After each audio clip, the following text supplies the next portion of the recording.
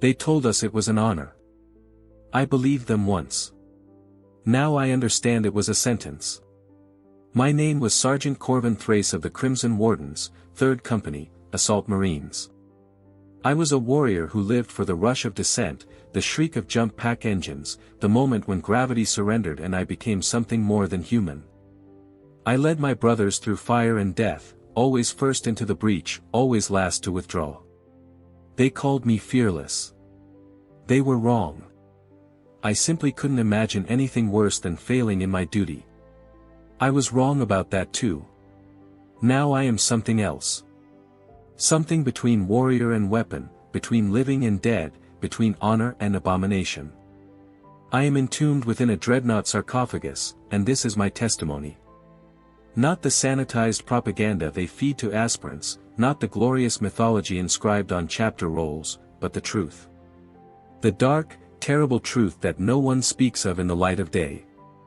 The last moment I remember with absolute clarity, the last moment I was truly me, was on the world of Gastrum Prime. An Ork Wyack had descended upon the mining colonies, and we dropped from the thundering sky like the Emperor's own judgment. I remember the wind screaming past my helmet, the targeting reticule painting green-skinned targets below, the perfect weightlessness before ignition arrest. My chainsword was in my hand before my boots touched ground, already singing its song of teeth and promethium. The Orks were everywhere. A tide of crude brutality that threatened to overwhelm through sheer numbers what they lacked in tactical sophistication. But we were Astartes. We were angels of death. One of us was worth 100 of them, and we made them pay for every meter of scorched earth. I remember killing the warboss. A massive brute, 12 feet of corded muscle and cybernetic enhancement, wielding a power claw that crackled with killing energy. It caught Brother Sergeant Malin with that claw, shearing through ceramite and the flesh beneath like parchment. Malin died screaming into the Vox, and something in me simply broke. I didn't charge. I flew. My jump pack roared at maximum burn, and I hit the warboss like a meteor strike. My chainsword found the gap where his crude armor plates met, and I drove it home with all the enhanced strength of my gene-forged body. The beast's roar became a gurgle. Its blood, hot and reeking, sprayed across my armor in a baptism of violence. Then its bodyguards hit me from 3 sides simultaneously. I remember pain. Not the clean pain of training injuries or the manageable agony of minor combat wounds, but pain that transcended description. My left arm separated at the shoulder. My right leg was pulped below the knee. Something, a blade, a claw, I never knew, punched through my back plate and into my primary organs. I felt my secondary heart stutter and fail. Felt blood filling my lungs. Felt my enhanced biology struggling to compensate for damage that exceeded even our post-human tolerances. I remember Brother Apothecary Hadrian's face above me, his narthecium already extracting my gene seed. The chapter's future secured even as mine ended. I remember trying to speak, to ask if we'd won, if the mission was complete. But my augmented lungs wouldn't draw a breath. My vocal cords wouldn't respond. Then darkness. Sweet, complete darkness. I thought that was death. I welcomed it. A warrior's death in the Emperor's service, my gene seed recovered, my sacrifice meaningful. It was everything I'd been conditioned to accept, even embrace. But I was wrong. The first sensation was wrong. Not pain exactly, but a profound sense of disconnection. I tried to open my eyes and couldn't understand the feedback I received. Too much information. Vision spanning 360 degrees, multiple spectrum analyzers, range-finding overlays, threat assessment matrices scrolling across perception that bore no resemblance to sight as I'd known it. I tried to move my hand and felt something massive respond. Not my hand. Something vast and mechanical, crackling with power field energies I could sense through connections I didn't understand. Vitae signs are stabilizing, a voice said. Distant. Muffled. As though coming through meters of water. Consciousness emerging. Beginning integration protocols. Corvin. Another voice. Closer. Brother Thrace, can you hear me? I tried to speak. What emerged was not my voice but something mechanical, synthesized, an approximation rendered through vox emitters. What, where? Easy, brother. You're safe. You're aboard the Undying Resolve. You've been given a great honor. Honor. That word again. It triggered something, a cascade of realization as neural pathways that shouldn't exist activated for the first time. I wasn't in a recovery ward. I wasn't in my armor. I was. No. The synthesized voice carried none of my horror, rendering the word flat and emotionless. No, what have you done? Brother Thrace. The voice was Brother Captain Castian now. I recognized it. You fell in glorious combat. Your injuries were catastrophic. But your sacrifice, your leadership, your gene heritage, all were too valuable to lose. The chapter's tech marines and apothecaries have granted you the highest honor a warrior can receive. You have been interred within a dreadnought sarcophagus. You will fight eternally in the Emperor's name. The words should have been comforting. They should have filled me with pride, with renewed purpose. Instead, they landed like hammer blows, each one driving home a terrible truth I was only beginning to comprehend. I was no longer Corvin Thrace, assault marine. I was a weapon. A war machine. A consciousness trapped in adamantium and plasteel, kept alive by systems I couldn't see, suspended in fluids I couldn't feel, connected to a mechanical body that responded to my thoughts but would never, could never, feel like mine. How long? I managed. A pause. Too long. How long? I demanded, and servos somewhere in my massive frame whined in response to emotions I could no longer properly express. The surgery and integration took 4 months, Brother Thrace. You've been in medically induced unconsciousness for most of that time. Today is your awakening. Your rebirth. 4 months. 4 months of my life simply, gone. Excised like corrupted data. And something in Brother Captain Castian's carefully neutral tone suggested there was more he wasn't saying. I want to see, I said. Brother, perhaps we should. I want to see myself. Another pause. Then, very well. Activating external imaging systems.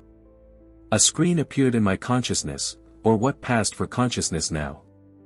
A massive armored form dominated the frame, easily twice the height of an Astartes in Terminator plate.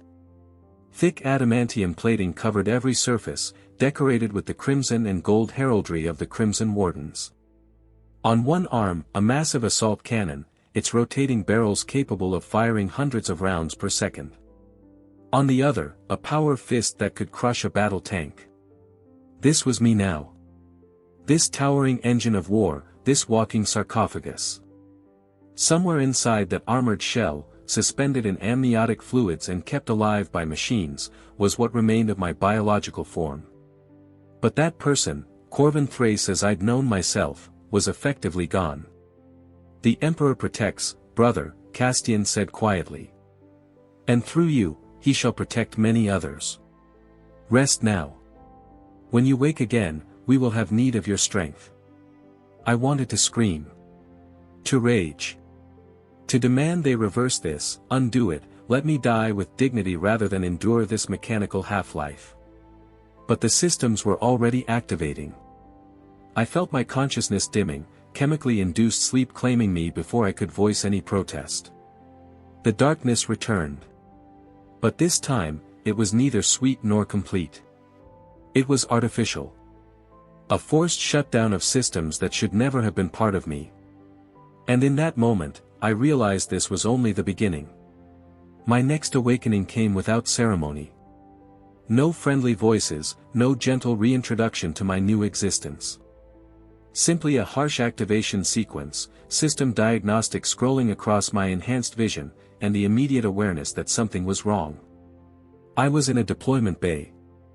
Around me stood tactical squads of Crimson Wardens, checking weapons, reciting litanies, preparing for battle. They looked at me, looked at my massive armored form, with expressions I couldn't quite read. Respect, yes. But also something else. Unease. Fear. It was hard to tell through their helmets, harder still to interpret through vision that reduced everything to threat assessments and tactical data. Venerable Brother Thrace. A tech marine approached, his servoarms performing final checks on my weapons systems. We deploy in 10 minutes. The Tyranids have made planetfall on Hesperus 6. The third company will anchor the defensive line while evacuations are completed. Tyranids. Xenos horrors from beyond the galaxy's rim, engineered for perfect killing efficiency. A worthy enemy. But something was wrong with what he'd said. Venerable? I queried. I am a sergeant, Brother Techmarine. He paused in his work, servoarms freezing mid-motion. Sergeant Thrace fell in battle 17 years ago on Gastrum Prime. You are Venerable Brother Thrace now. You have served the chapter with distinction in 3 campaigns since your interment. 17 years. The words hit harder than any orc claw. 17 years. Nearly 2 decades of my life, simply, absent. Gone into the void between my first awakening and this moment. And according to this tech marine, I'd been active during that time. Fighting. Killing. Serving. I had no memory of it. None. Just blackness between moments of awareness, as though 17 years had passed in an eye blink. I don't remember. The suspension protocols preserve your organic components between battles, Venerable One. A necessary measure to extend your service life. Some minor memory fragmentation is common. He said it so casually, as though it were a mere technical detail rather than the theft of nearly 2 decades of existence. Define minor fragmentation. The Techmarine's pause told me everything. You should focus on the current mission, Venerable One. The chapter needs your strength. He moved away before I could press further.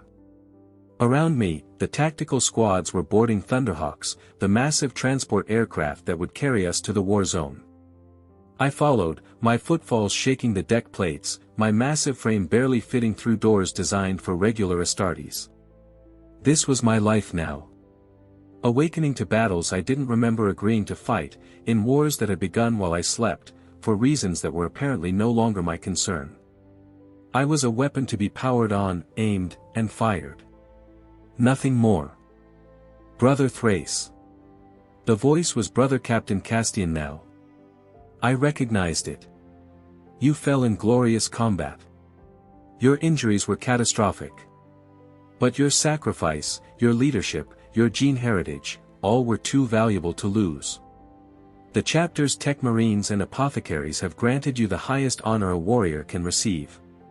You have been interred within a dreadnought sarcophagus. You will fight eternally in the Emperor's name. The words should have been comforting. They should have filled me with pride, with renewed purpose. Instead, they landed like hammer blows, each one driving home a terrible truth I was only beginning to comprehend. I was no longer Corvin Thrace, assault marine. I was a weapon. A war machine. A consciousness trapped in adamantium and plasteel, kept alive by systems I couldn't see, suspended in fluids I couldn't feel, connected to a mechanical body that responded to my thoughts but would never, could never, feel like mine. How long? I managed. A pause. Too long. How long?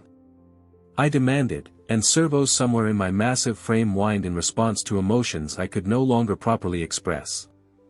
The surgery and integration took 4 months, Brother Thrace. You've been in medically induced unconsciousness for most of that time. Today is your awakening. Your rebirth. 4 months. 4 months of my life simply, gone. Excised like corrupted data. And something in Brother Captain Castian's carefully neutral tone suggested there was more he wasn't saying. I want to see, I said. Brother, perhaps we should. I want to see myself. Another pause. Then, very well. Activating external imaging systems. A screen appeared in my consciousness, or what passed for consciousness now. A massive armored form dominated the frame, easily twice the height of an Astartes in Terminator plate. Thick adamantium plating covered every surface, decorated with the crimson and gold heraldry of the Crimson Wardens. On one arm, a massive assault cannon, its rotating barrels capable of firing hundreds of rounds per second. On the other, a power fist that could crush a battle tank. This was me now. This towering engine of war, this walking sarcophagus. Somewhere inside that armored shell, suspended in amniotic fluids and kept alive by machines, was what remained of my biological form. But that person, Corvin Thrace as I'd known myself, was effectively gone. The Emperor protects, brother, Castian said quietly. And through you, he shall protect many others. Rest now. When you wake again, we will have need of your strength. I wanted to scream. To rage. To demand they reverse this, undo it, let me die with dignity rather than endure this mechanical half-life. But the systems were already activating. I felt my consciousness dimming, chemically induced sleep claiming me before I could voice any protest. The darkness returned. But this time, it was neither sweet nor complete. It was artificial. A forced shutdown of systems that should never have been part of me. And in that moment, I realized this was only the beginning. My next awakening came without ceremony. No friendly voices, no gentle reintroduction to my new existence. Simply a harsh activation sequence, system diagnostic scrolling across my enhanced vision, and the immediate awareness that something was wrong. I was in a deployment bay. Around me stood tactical squads of Crimson Wardens, checking weapons, reciting litanies, preparing for battle. They looked at me, looked at my massive armored form, with expressions I couldn't quite read. Respect, yes. But also something else. Unease. Fear. It was hard to tell through their helmets, harder still to interpret through vision that reduced everything to threat assessments and tactical data. Venerable Brother Thrace. A tech marine approached, his servoarms performing final checks on my weapons systems. We deploy in 10 minutes. The Tyranids have made planetfall on Hesperus 6. The third company will anchor the defensive line while evacuations are completed. Tyranids. Xenos horrors from beyond the galaxy's rim, engineered for perfect killing efficiency. A worthy enemy. But something was wrong with what he'd said. Venerable? I queried. I am a sergeant, Brother Techmarine. He paused in his work, servoarms freezing mid-motion. Sergeant Thrace fell in battle 17 years ago on Gastrum Prime. You are Venerable Brother Thrace now. You have served the chapter with distinction in 3 campaigns since your interment. 17 years. The words hit harder than any orc claw. 17 years. Nearly 2 decades of my life, simply, absent. Gone into the void between my first awakening and this moment. And according to this tech marine, I'd been active during that time. Fighting. Killing. Serving. I had no memory of it. None. Just blackness between moments of awareness, as though 17 years had passed in an eye blink. I don't remember. The suspension protocols preserve your organic components between battles, Venerable One. A necessary measure to extend your service life. Some minor memory fragmentation is common. He said it so casually, as though it were a mere technical detail rather than the theft of nearly 2 decades of existence. Define minor fragmentation. The Techmarine's pause told me everything. You should focus on the current mission, Venerable One. The chapter needs your strength. He moved away before I could press further. Around me, the tactical squads were boarding Thunderhawks, the massive transport aircraft that would carry us to the war zone. I followed, my footfalls shaking the deck plates, my massive frame barely fitting through doors designed for regular Astartes. This was my life now. Awakening to battles I didn't remember agreeing to fight, in wars that had begun while I slept, for reasons that were apparently no longer my concern. I was a weapon to be powered on, aimed, and fired. Nothing more. My massive frame shifted, servos whining from disuse. I was in a chamber I didn't recognize, not a deployment bay but something that looked more like a shrine. And I wasn't alone. A figure stood before me, clad in the crimson armor of the Wardens, but the design was subtly different from what I remembered. More ornate. The chapter heraldry had evolved, incorporating elements I didn't recognize. Venerable Ancient, the figure said, and I realized from the voice that this was a woman. Female Astartes? Impossible. Unless more than I realized had changed. Who are you? I asked, my voximeter crackling from long disuse. I am Sister Captain Navarus of the Crimson Wardens, 3rd Company. Welcome back to the waking world, Venerable Thrace. The chapter has great need of your wisdom. Sister Captain. Female voice but clearly gene-enhanced. This wasn't the chapter one remembered. This couldn't be. Explain, I commanded. What's happened? Where am I? Why do you call the Wardens your chapter when? The laws changed, Ancient One. 200 years passed, by the old calendar. The Imperium faced extinction on a dozen fronts simultaneously. The Lord Commander decreed that all restrictions on Astartes recruitment be lifted. Women received the gene seed alongside men. The chapters adapted or died. 200 years. Added to the century and a half my chronometer claimed, that meant. How long have I served? I asked, though I wasn't sure I wanted the answer. Navarus consulted a data slate. Chapter records indicate you were interred in your sarcophagus 417 years ago, Venerable Ancient. You have participated in 63 major campaigns and countless minor actions. You are one of our oldest warriors, a living link to the chapter's founding. 417 years. Over 4 centuries of existence, and I remembered perhaps, what? Months of it? A year at most? The rest was simply gone, stolen by suspension protocols designed to preserve me. I had been alive longer than some imperial worlds had been colonized, and I had experienced almost none of it. Why wake me now? We face a threat unlike any other, Navarus said, her voice grave. A chaos incursion led by the Sorcerer Lord Maledict the Eternal. Intelligence suggests he seeks an artifact beneath the ruins of Gastrum Prime, the world where you fell, Ancient One. We believe your knowledge of that world's geography may prove essential. Gastrum Prime.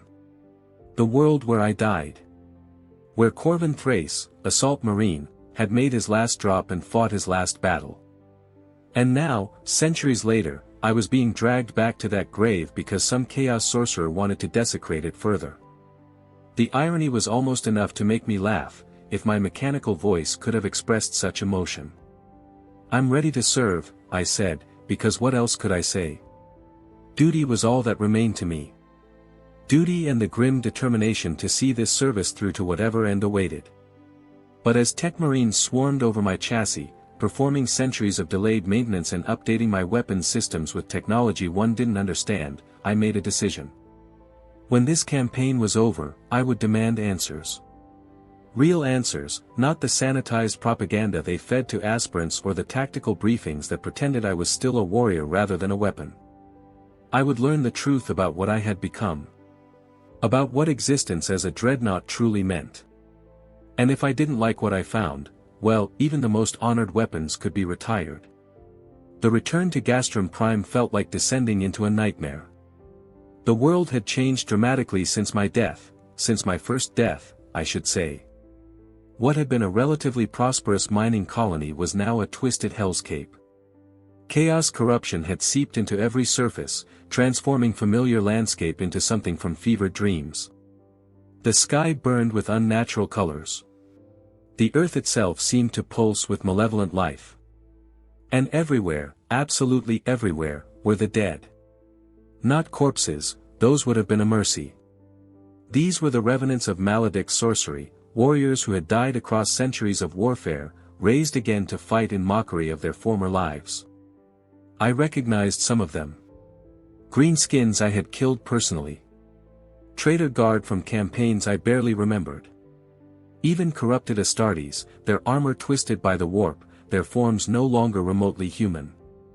We deployed directly into the heart of the corruption, our strike force composed of the 3rd Company and a dozen dreadnoughts including myself.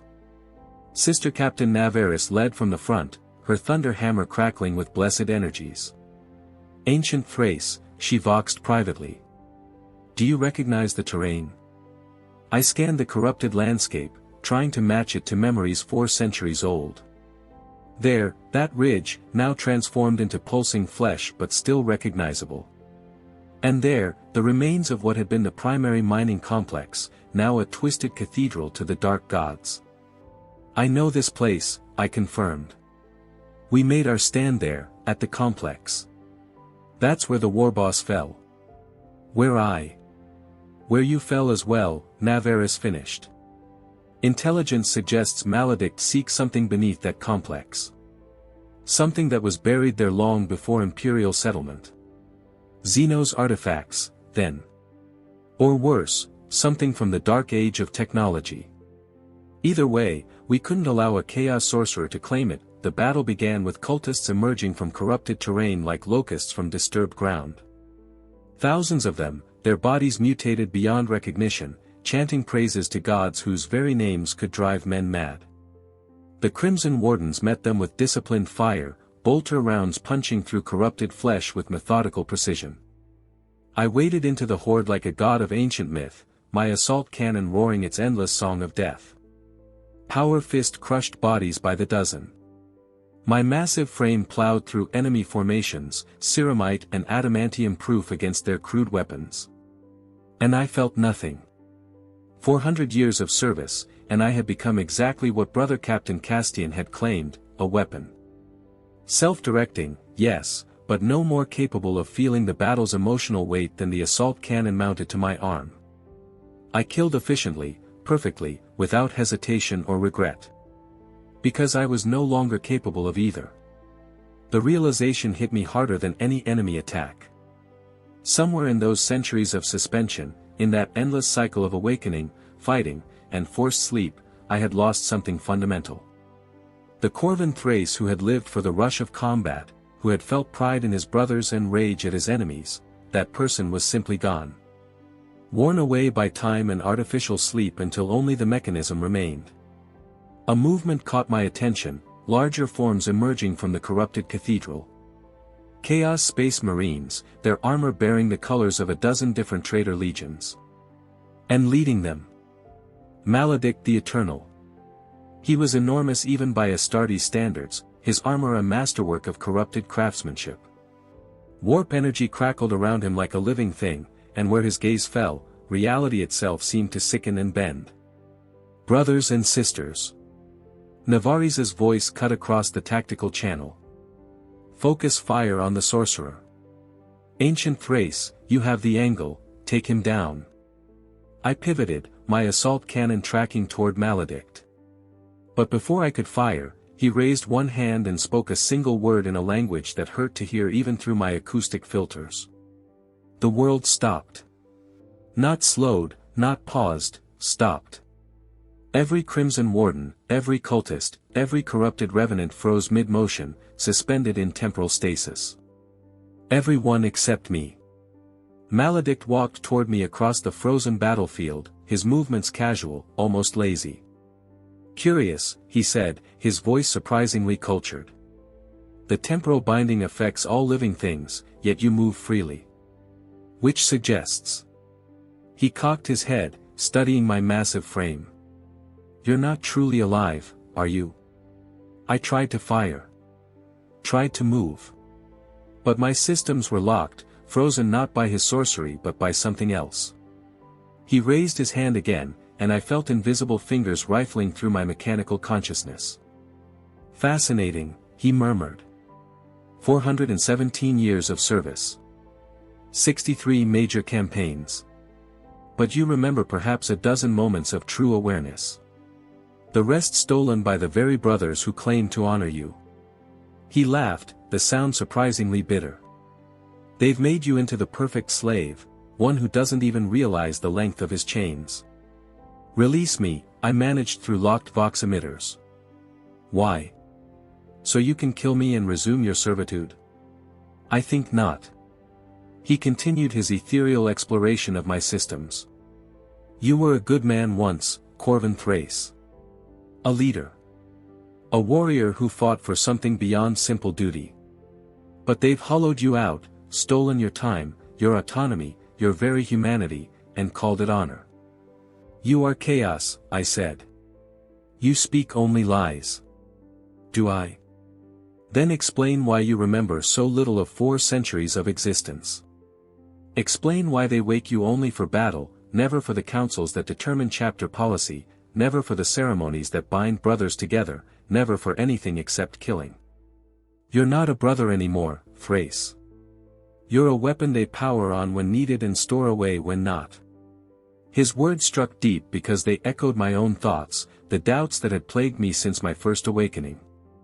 But I couldn't allow him to see that weakness. My duty is to the Emperor, I said. Your duty is to the chapter that has enslaved you. Maledict gestured to the frozen battlefield. All of these warriors, they live between battles. They eat, sleep, pray, laugh, feel the sun on their faces. They exist. You merely function, Thrace. And one day, when your systems finally fail beyond repair, they'll recycle your sarcophagus for another poor fool who believes death in battle is the highest honor. What do you want? I want to offer you something your brothers never will, the truth. He gestured toward the corrupted cathedral. Beneath this world lies an artifact from before the Imperium, before even the Age of Strife. A device that could free you, Thrace. Grant you a body again, flesh and blood, or mechanical perfection, your choice. Restore what was stolen from you. All I ask is that you stand aside while I claim it. Freedom. A real body. Time that I controlled rather than time stolen between battles. The temptation was profound, visceral in a way I hadn't thought I could still feel. And the cost? I asked. Maledict smiled. The same price you've already been paying, service. But to powers that won't lie about what you are, won't steal your time and call it preservation, won't trap you in a half-life and call it honor. The gods of chaos offer many things, Thrace, but they rarely offer false hope. For a long moment, I considered it. 400 years of servitude, with only fragments of awareness to show for it. 400 years of being a weapon, a tool, a relic that the living spoke to with respect but never as an equal. How much more would I endure? Another 4 centuries? A millennium? Then I thought of Brother Sergeant Malin, cut down by the Warbus's power claw, dying with my name on his lips. Of the civilians we'd saved on Hesperus 6, 3,000 souls who lived because I had held the line. Of Navarus and her warriors, frozen now but fighting beside me with trust and courage. My existence was a horror. But it was an existence dedicated to protecting humanity, to serving something larger than myself. Chaos offered freedom, yes. But it was the freedom of damnation. My answer, I said, and forced my systems to unlock through sheer force of will, is no. My assault cannon roared. Point blank, even a chaos sorcerer couldn't dodge. Maledict's shields flared, his temporal binding shattering as he was forced to defend himself. Time snapped back into motion, the battlefield exploding into renewed violence. Foolish. Maledict snarled, his cultured facade crumbling. Warp lightning crackled from his hands, slamming into my chassis with enough force to melt ceramite. You choose slavery. I choose duty. I thundered back, advancing through his assault, power fist raised. I choose service. I choose to be a weapon for the Emperor rather than a pawn of your dark gods. We clashed in the center of the frozen battlefield, Primarch forged adamantium against warp-born sorcery. He was powerful beyond measure, his every gesture reality-breaking, but I was unstoppable, 400 years of combat experience translated into pure mechanical violence. My power fist connected with his chest, the disruption field shattering his armor and the corrupted flesh beneath. He screamed, not in pain but in rage, and struck back with warp fire that melted through my armor plating, reaching toward the sarcophagus at my core. Pain. For the first time in 400 years, real pain, as eldritch energies touched what remained of my biological form. My systems screamed warnings. Critical damage to primary life support. Catastrophic failure imminent. But I didn't stop. Couldn't stop. Because if I failed here, Maledict would claim his prize, and my existence, hollow and stolen though it was, would mean nothing. With the last of my strength, I drove my power fist deeper, crushing the sorcerer's primary heart, his secondary heart, the unholy mechanisms that kept his millennia-old form functioning. He looked up at me, genuine surprise in his eyes. "You chose this?" he gasped. "Every day," I replied. "Because some prisons we choose for ourselves." Then I activated my reactor's overload sequence. I awoke in a chamber I recognized, the Apothecarian, where the most grievously wounded were brought for repair or final rites. For a long moment, I thought perhaps I had died in the explosion, that finally, after 4 centuries, I would know peace. Then my systems activated, and I knew I had survived. "Easy, Ancient One." Navaris's voice, tired but relieved. "You've been in repair for 3 months. The Tech Marines weren't sure they could save you." Maledict? Dead. Truly dead this time, his essence scattered across the warp. The artifact he sought was destroyed in your reactor overload. You saved us all, Ancient Thrace. I should have felt pride. Satisfaction. Something. Instead, I felt only the familiar emptiness. 3 months, I said quietly. Gone. Stolen while I was being repaired. Navaris was silent for a moment. When she spoke, her voice carried an unexpected weight. "I read your medical logs during the repair process. All of them. Every awakening, every suspension, every fragment of time you've actually experienced. Ancient Thrace. I had no idea. None of us did. It's not something they advertise," I said bitterly. "No. It's not." She moved closer, and I could see through my augmented vision that she was removing her helmet. Underneath was a face weathered by war but still recognizably human. "The chapter owes you an apology, Ancient One. We've taken your service for granted. Treated you as a weapon rather than a warrior, a tool rather than a brother. That ends now. What are you proposing?" "The Iron Council convenes in 3 days. I'm bringing your case before them.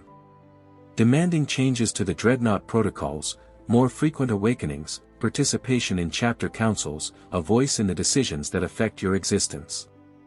You've earned the right to live between battles, Venerable One, not merely to exist for them." It was more than I'd dared hope for. But part of me, the part that had survived 400 years of hollow service, was afraid to believe it. "And if they refuse?" Navaris's expression hardened. "Then I'll fight them. Because Maledict was right about one thing, we've been enslaving you and calling it honor. That stops now, even if I have to challenge the Iron Council itself to make it happen." I studied her face, looking for deception, for false hope. I found only determination and genuine regret. "Why?" I asked. "Why does it matter to you?" She hesitated, then reached out and placed one gauntlet hand against my armored hull. The gesture was impossibly gentle, almost reverent. "Because I've read the old texts, Ancient One. From before the heresy, before the Codex reforms, when the legions still fought as they were meant to. Back then, dreadnoughts weren't just weapons to be stored away. They were counselors, teachers, living history who guided their brothers between battles. They were honored, truly honored, not just venerated and forgotten." She withdrew her hand. "And because 3 months ago, when we pulled your damaged sarcophagus from the rubble, when the Tech Marines were debating whether you could even be saved. I saw the biological readouts. I saw what's left of Corvin Thrace inside that machine. Her voice dropped to barely a whisper. You're still human in there. Still feeling, still suffering, still trapped in a body that will never respond the way your mind demands. And we've been treating you like a servitor with delusions of personhood. It's wrong, Ancient One. It's always been wrong. For the first time in 400 years, I felt something break inside me. Not a system failure, not a mechanical malfunction, but something deeper. The wall I'd built around whatever remained of my emotions, the barrier that had let me endure centuries of stolen time and hollow existence, simply crumbled. I'm so tired, I admitted, and my voximeter couldn't disguise the anguish in those words. Tired of waking to wars I don't understand. Tired of fighting for a chapter that sees me as a relic rather than a brother. Tired of losing years, decades, centuries to suspension protocols that steal my life and call it preservation. I died on Gastrum Prime, Navarus. Why couldn't they just let me stay dead? She was quiet for a long moment. When she spoke, her voice carried the weight of someone who understood loss on a fundamental level. Because we're Astartes. We don't know how to let our brothers go. We cling to them, preserve them, extend their service long past the point of mercy because the alternative is admitting they're gone. That will be gone someday. She paused. But you're right. What we've done to you, to all the ancients, it isn't honor. It's selfishness wrapped in ceremony. Then why continue? Why wake me at all? Because despite everything, you still choose to serve. Maledict offered you freedom, and you refused. That's not the action of a weapon, Ancient Thrace. That's the choice of a warrior who still believes in something bigger than himself. She looked directly at my visual sensors. You've earned the right to choose your service. To be awake for more than just battles. To have a voice in your own existence. And I swear by the Emperor and the Primarch both, I will fight to give you that choice. I wanted to believe her. Emperor knew, I wanted to believe that something could change, that the nightmare of my existence could be transformed into something bearable. But 400 years had taught me to expect nothing but disappointment. The Iron Council will never agree, I said. They're too invested in the current system. Too many ancients serve without complaint. Why fix what isn't broken? Because it is broken, Navarus said firmly. And I'm not the only one who sees it. There are others, younger officers, tech marines who've studied the old ways, even a few members of the council who've begun to question. Change is coming, Ancient Thrace. Slowly, perhaps, but coming nonetheless. She replaced her helmet and stood at attention. Rest now, if you can. When you wake next, it will be for the council convening, not for battle. You'll have a voice there, Ancient One. I promise you that. She left, and I was alone with my thoughts and the quiet hum of my systems. For the first time in centuries, I allowed myself to hope. Not the false hope of chaos corruption, but something more fundamental, the hope that my existence might have meaning beyond the battlefield, that the centuries ahead might hold something more than an endless cycle of violence and stolen time. But hope was a dangerous thing for one who had endured as long as I had. Hope could break you worse than any enemy. 3 days later, I stood before the Iron Council. The chamber was ancient, carved from the living rock of our fortress monastery, decorated with the heraldry of heroes who had served since the chapter's founding. Around a massive adamantium table sat the 15 members of the council, veteran captains, the chapter master himself, the highest-ranking tech marines and chaplains, and 3 other dreadnoughts even older than myself. I had never been in this chamber before. 400 years of service, and I'd never been deemed worthy of participating in the decisions that shaped our chapter's future. Ancient Thrace. Chapter Master Corvain spoke first, his voice carrying the authority of centuries of command. Sister Captain Navarus has brought your petition before this council. Speak, and let us hear your grievances. I looked around the chamber, at the faces of warriors I'd fought beside but never truly known, at the other dreadnoughts whose experiences likely mirrored my own, and I chose my words carefully. Honored Council, I am Corvin Thrace. I fell in battle 417 years ago and was granted the honor of interment in a dreadnought sarcophagus. I have served in 63 major campaigns and countless minor actions. I have shed the blood of the Emperor's enemies on 100 worlds. I have never shirked my duty, never questioned my orders, never failed to answer when the chapter called upon my strength. I paused, letting that service record speak for itself. But in those 417 years, I have been conscious for perhaps 10 of them. The rest, centuries of existence, are simply gone. Stolen by suspension protocols that activate without my consent, that keep me in dreamless void between battles, that deny me any existence beyond violence. I have no voice in chapter councils. No participation in the ceremonies that bind brothers together. No life beyond killing. I am a weapon that happens to remember being human, and every day that passes, those memories grow dimmer. Murmurs around the table. Some of disapproval, others of what might have been understanding. What would you have us do? Asked Techmarine Hadron, the same Hadron who had extracted my gene seed 4 centuries ago. The suspension protocols exist for sound reasons, ancient Thrace. Prolonged consciousness in a dreadnought chassis leads to sensory deprivation, psychological deterioration, and eventual madness. We suspend you to preserve your sanity. Do you? I challenged. Or do you suspend us because it's convenient? Because conscious dreadnoughts require resources, attention, accommodation? Because it's easier to power us down between battles than to integrate us into the chapter's daily life?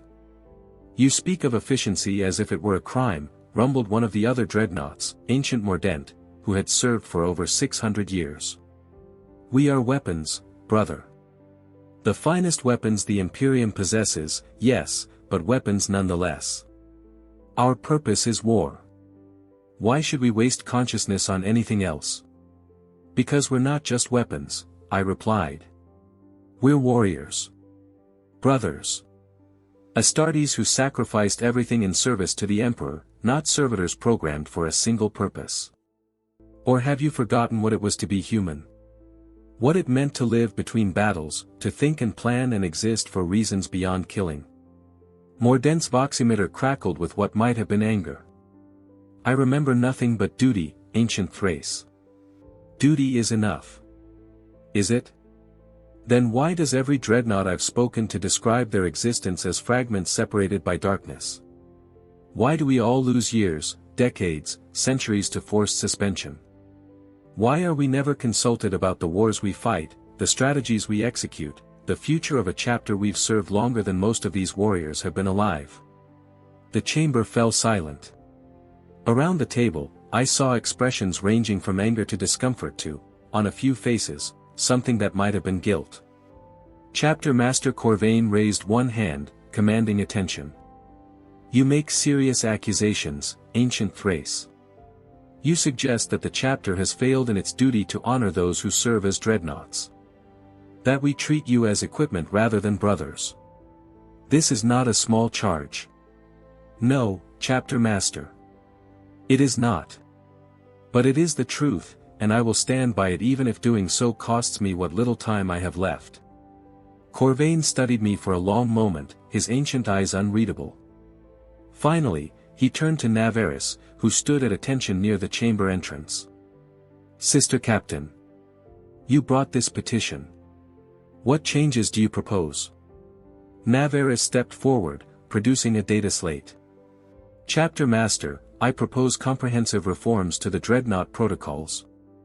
First, more frequent awakenings, monthly at minimum, not just for battles. Second, mandatory participation in chapter councils for all ancients, giving them voice in the decisions that shape our future. Third, creation of social spaces designed for dreadnought interaction, allowing them to maintain brotherhood between deployments. Fourth, she continued, transparent communication about suspension timings, no more activating protocols without consent except in medical emergencies. Fifth, access to chapter archives and current events briefings upon each awakening, so ancients aren't constantly disoriented by changes. And sixth, the right to refuse suspension for extended periods if the ancient so chooses, even if it means accepting the psychological risks. You would give them the means to go mad, Hadron objected. I would give them choice, Navarus shot back. The choice to accept the risks of extended consciousness or the safety of suspension. The choice to participate in chapter life or to focus solely on war. The choice to be brothers rather than weapons. These are warriors who earned the right to such choices through service and sacrifice. The Codex Astartes makes no provision for such arrangements, said one of the captains. The Codex, Navarus replied coldly, was written by a Primarch who never experienced existence as a Dreadnought. Who never lost centuries to forced suspension. Who never had to reconcile service with the slow realization that everyone he'd known was dead while he'd been powered down. Perhaps the Codex is incomplete in this regard. The chamber erupted in argument. Some supported Navaris's proposals, seeing merit in her reasoning. Others denounced them as dangerous idealism that would compromise operational efficiency. The other dreadnoughts were split, Ancient Mordent adamantly opposed, while the others seemed uncertain, perhaps recognizing in my words their own buried doubts. Finally, Chapter Master Corvain struck the table with enough force to crack adamantium. Enough. Silence fell like a blade. Ancient Thrace, Corvain said. You have served with distinction for over 4 centuries. Your tactical expertise is beyond question. Your combat record is exemplary. And your courage in bringing these concerns before this council, knowing the risks, speaks to a strength of character that transcends the limitations of your chassis. He stood, and the entire council rose with him. Therefore, I propose a compromise. A trial program, limited initially to you and any other ancients who volunteer. For 1 standard year, you will remain conscious except when undergoing necessary maintenance. You will participate in all chapter councils. You will be housed in chambers suited to your needs and granted access to all archives and current intelligence. You will be treated as the brother you are, not merely the weapon you've become. He looked around the table. And at the end of that year, we will reconvene. If Ancient Thrace demonstrates that prolonged consciousness need not lead to madness, if he proves that dreadnoughts can contribute to chapter life beyond the battlefield, then we will extend these protocols to all ancients. But if his performance degrades, if psychological deterioration becomes evident, then we return to established protocols. Does this council agree? One by one, hands rose in assent. Not all, Hadron and 2 others abstained, clearly unconvinced, but enough. A majority. A chance. Ancient Thrace, Corvain said formally. Do you accept these terms? I looked around the chamber, at the warriors who had finally heard my plea. At Navarus, whose face showed relief and pride. At the other dreadnoughts, who watched with what might have been hope or might have been fear. I accept, Chapter Master. And I thank the Council for this opportunity. Then it is decided. Sister Captain Navarus, you will oversee the implementation of these new protocols. Make it work, Captain. For all our sakes. The first month was harder than I'd anticipated. Being awake, truly awake, for 30 consecutive days was an experience I hadn't had since my interment. Every moment of consciousness was a battle against sensory deprivation, against the disorienting disconnect between my thoughts and my mechanical body, against the slow creep of madness that the suspension protocols had been designed to prevent. I couldn't sleep. Couldn't eat. Couldn't feel the simple physical pleasures that made existence bearable for the living. Every hour of every day was spent in a body that responded to my thoughts but would never feel natural, connected to the world through sensors that translated reality into data rather than sensation. But Navarus kept her promise. She installed me in a chamber designed for my specifications, with doors wide enough for my chassis, power feeds that kept my reactor charged, and, most importantly, a strategic planning table where I could work. She brought me reports. Current deployments, enemy movements, intelligence assessments. She consulted me on tactical matters, valued my input, treated me as the veteran warrior I was rather than the relic I'd been reduced to.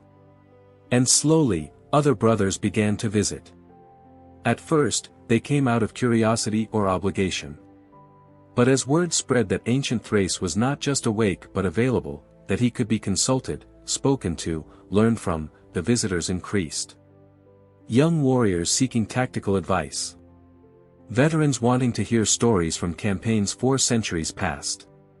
Even the chapter's librarians, interested in my unique perspective on how warfare had evolved. I was becoming part of the chapter again. Not just a weapon to be deployed, but a brother to be valued. The second month brought unexpected challenges. I attended my first chapter council in 400 years, and the experience was overwhelming. So many faces I didn't know. So many changes in doctrine and strategy that had occurred while I slept. I felt ancient in a way that had nothing to do with my physical form, a relic struggling to remain relevant in a world that had moved on without him. But Navarus was there, patient and understanding. She helped me catch up, explained the political dynamics I'd missed, ensured my voice was heard when I had insights to contribute. And I did contribute. 400 years of combat experience, even fragmented as mine was, provided perspectives the younger warriors lacked. I saw patterns they missed, anticipated enemy strategies they couldn't predict, offered solutions drawn from battles fought before many of them were born. I was useful. For the first time in centuries, I felt useful for something beyond killing. The third month brought the nightmares. Not sleep, for I couldn't sleep, but something worse, waking dreams, hallucinations born of prolonged consciousness and sensory deprivation. I would be in council, offering tactical assessments, and suddenly I'd be back on Gastrum Prime, feeling the orc claw tearing through my armor. Or I'd be reviewing intelligence reports, and the data would transform into the faces of brothers who died centuries ago, accusing me of surviving when they didn't.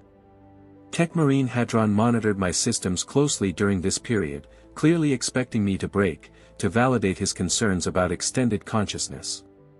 But I endured. With Navaris's help, with the support of brothers who had come to see me as more than a weapon, I pushed through the psychological storms. And on the other side, something unexpected happened, the hallucinations faded. My mind, stressed beyond measure, adapted. Found ways to process the sensory deprivation that didn't involve madness. Learned to exist in this mechanical form without losing what remained of my humanity. By the 6th month, I had visitors every day. The chamber that had once been my prison had become something like a salon, a place where warriors gathered to discuss strategy, to debate philosophy, to simply talk with someone who remembered when the chapter had been different. Ancient Mordent came too, eventually.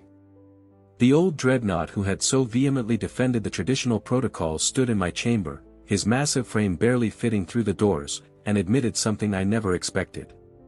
I was wrong, Brother Thrace. I've been awake for 2 months now, following your example, and I'd forgotten what it meant to be part of something larger than war. Forgotten that we were brothers before we were weapons. His voximeter crackled with what might have been emotion. I remembered something during the last council meeting. A name. Brother Captain Severus, who led my company before my interment. For 600 years, I couldn't remember his name, Thrace. 600 years of forced suspension had stolen even that. But being awake, truly awake, it came back. Like a gift I'd thought lost forever. We talked for hours that day, 2 ancient warriors sharing experiences that spanned a millennium between us. And I realized something profound, I wasn't alone. The horror of existence as a dreadnought was shared by every warrior who had been interred in these walking tombs. But so too was the potential for something better. By the year's end, when I stood before the Iron Council again, I was different. Not healed, I would never be healed, never be whole as I had been before Gastrum Prime, but adapted. Changed. Stronger in ways that had nothing to do with armor or weapons.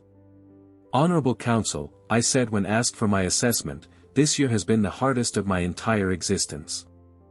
The psychological strain of prolonged consciousness in this chassis exceeds anything I experienced on the battlefield. There were moments when I genuinely questioned whether madness wouldn't be preferable to continued awareness. Around the table, faces fell. Hadron looked vindicated. But, I continued, it was also the best year of the past 400. Because for the first time since my interment, I have been truly alive. Not just activated and deployed, but alive, thinking, planning, contributing, existing for reasons beyond violence. I have been a brother again, not merely a weapon. And that is worth any amount of psychological strain.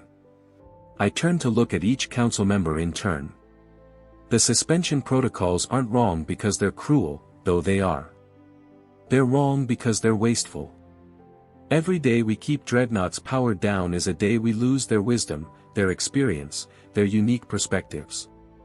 We preserve their bodies while losing their minds to enforced oblivion. That is not honor. That is not service. That is simply waste. Chapter Master Corvain nodded slowly. And your recommendation? Make these protocols standard for all dreadnoughts who can tolerate them. Not mandatory, some may prefer the old ways, and that choice should be respected. But offer the option. Let each ancient decide whether they want to exist or merely function. Give them voice in their own fate. The vote was not unanimous. But it passed. Starting immediately, all dreadnoughts in the chapter would be offered a choice: continued suspension between battles, or extended consciousness with all its risks and rewards. Most chose consciousness. Even Ancient Mordent, who had opposed the changes so vehemently, elected to remain awake. Within months, the chapter transformed.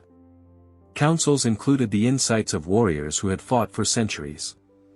Young brothers learned from ancients who had been powered down and forgotten. The gulf between the living and the entombed began, slowly, to close. It wasn't perfect. Some dreadnoughts couldn't tolerate extended consciousness and returned to suspension protocols. Others struggled with the psychological burden, requiring extensive support from chaplains and librarians.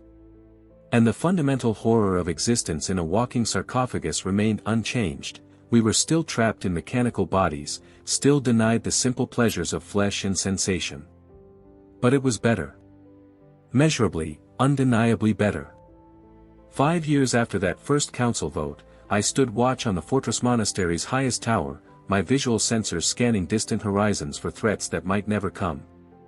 Navarus joined me, as she often did during her few quiet hours. She'd been promoted to first captain now, third in line for chapter master, and much of that success came from her willingness to listen to the ancients, to incorporate our experience into her strategies. "Do you regret it?" she asked quietly. "Fighting for these changes? It would have been easier to simply accept the old ways. To sleep between battles and never know what you were missing." I considered the question carefully. 5 years of continuous consciousness. 5 years of psychological strain, of battling sensory deprivation, of struggling to remain human in an inhuman form. 5 years of pain that suspension would have spared me. "No," I said finally. "Because even in pain, even in struggle, I am alive. I am Corvin Thrace, not just venerable brother Thrace. I am a warrior, a counselor, a brother.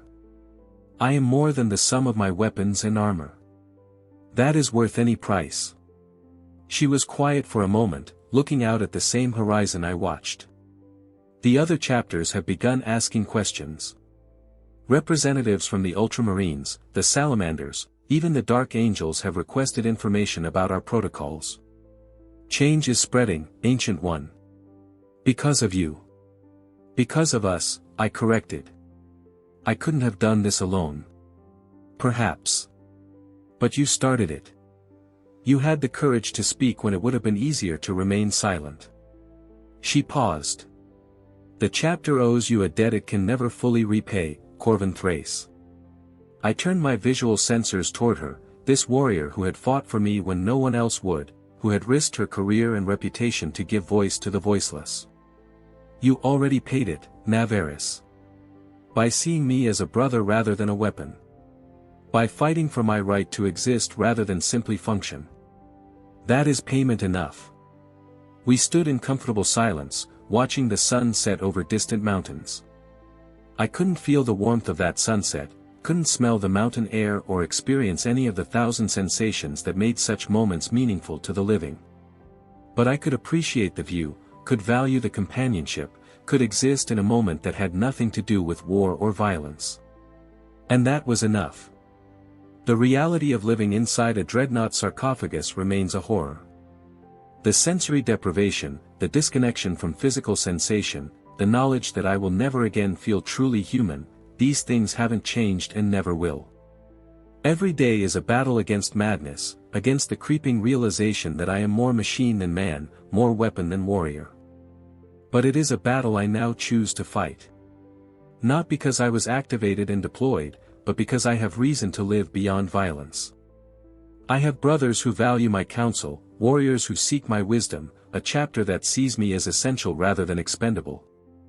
I am Corvin Thrace of the Crimson Wardens. I died 422 years ago on a battlefield of ash and blood. But I live now, truly live, in the spaces between violence. In the councils where strategy is debated. In the quiet conversations with brothers who seek understanding. In moments like this, watching sunsets I cannot feel but can still appreciate. This is the dark reality of existence as a dreadnought. It is a horror made bearable only by connection, by purpose beyond violence, by the choice to exist rather than simply function. And I choose existence.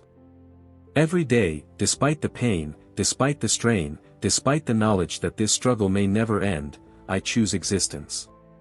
Because I am not a weapon. I am a warrior. And that makes all the difference.